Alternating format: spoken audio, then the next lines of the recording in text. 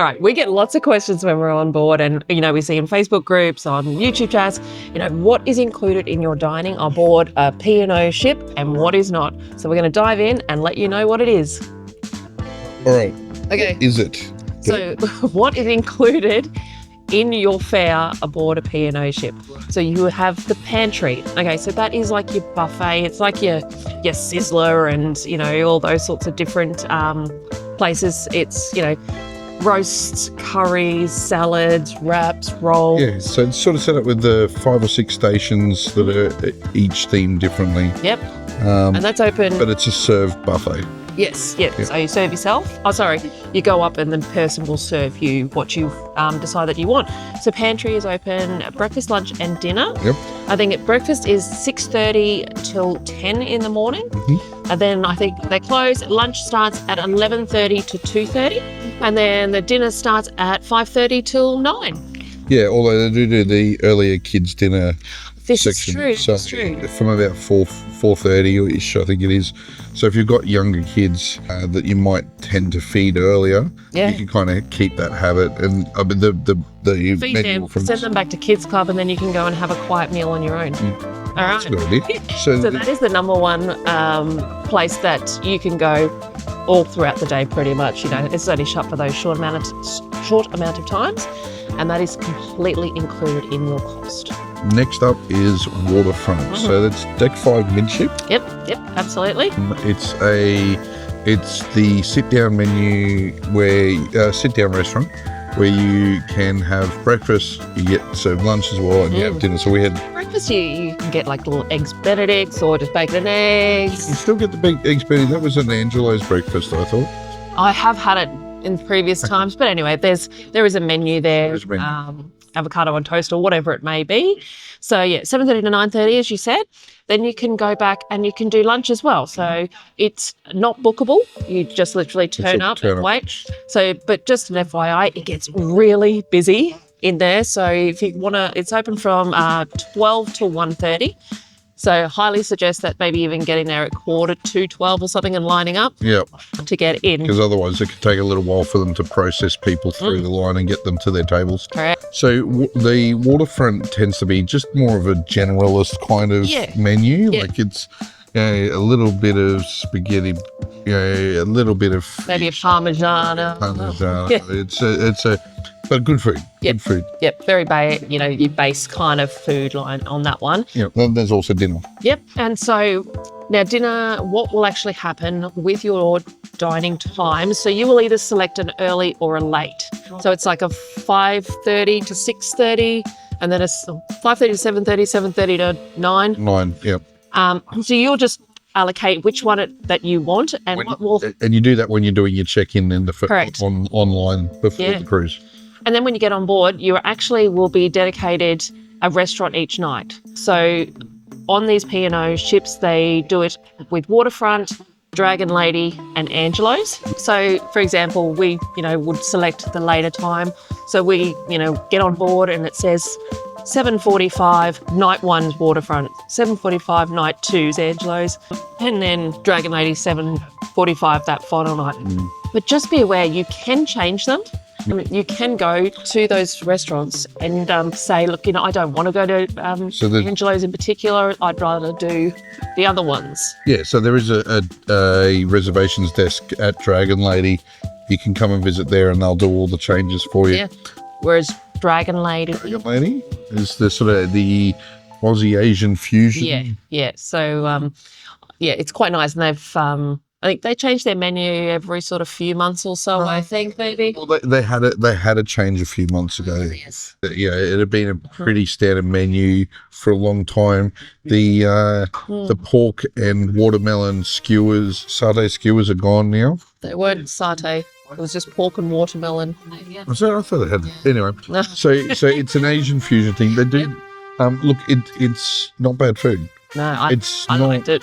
Again, they'll sort of salt and pepper calamaris done with the Chinese 5 spice and different things like this. So a lot of really nice, just good food. Not great food, good food. That's harsh. Yeah, It's all down to the person. I think you've got to, yeah, that's it. And look, there is some really good feedback about it. Yeah. Angelos is the next of the included dining. Yes. So, Angelos is an Italian style, Italian inspired, Italian Mediterranean inspired sort of menu. So it's lovely too. But as I said, all 3 of those restaurants are included in your fare. So you do not have to pay for any extras unless you choose to. So when you do get a menu at dinner, they'll have down one side all the things that are included. And then if you want to add, so say you were having, or you wanted a steak, they will do a steak, but that will cost you. Or if you want to add a prawns to something. So they always have those add-ons. And things like that. But you don't have to, but they are there if you actually want to. Yep. So that you get those add-ons, similar to like Dragon Lady. They've got the yum cha experience for lunch, so that's an additional thing that you pay for. With that, they have on the dinner menu a selected couple of the yum cha dishes that you can add to your main dining experience at dinner time. Angelos, similar thing. So Angelos is an included dinner experience. They also host the premium wine tasting events there. They do the high tea there. Yeah, you can book a high tea, but again, that one is a paid experience. The suites. If you're staying in a suite, you also get breakfast in Angelos each day. Yes, that's exactly right. So that pretty much covers everything that is included in your fare. Yep. So we'll just touch slightly on some of the other dining restaurants that you can pay for as well if you choose to. So we are actually sitting in Dragon Lady right now aboard the P&O ship, just as a FYI. So the paid dining experiences, ones that you're actually contributing to, Dragon Lady, you've got the paid yum cha experience for lunch that you can have. All the included restaurants have some form of paid additional thing you can do if you choose. But then you've got, starting with the basics of the paid experiences, Deck 14, you've got the P&O Pizzeria. That's open from midday until usually it depends on the cruise, but usually about 1:30 in the morning, 2 o'clock. Yeah, I think we've been there close to 2. Close to 2 a few times. So yeah, what do you pay for a pizza there approximately? $14, I think. So it's a decent sort of 10-inch pizza. Yeah. 8 to 10-inch pizza. You've also got P&O Trattoria, which is on deck 7 midship. They do lunch and dinner there. It's an Italian pizzeria kind of restaurant. So you've got the casual pizza thing happening up the top, and then you've got this more formal. It's actually beautiful inside there. Lovely in there. Yeah. So they do lunch and dinner there, but again, paid menu. Yep.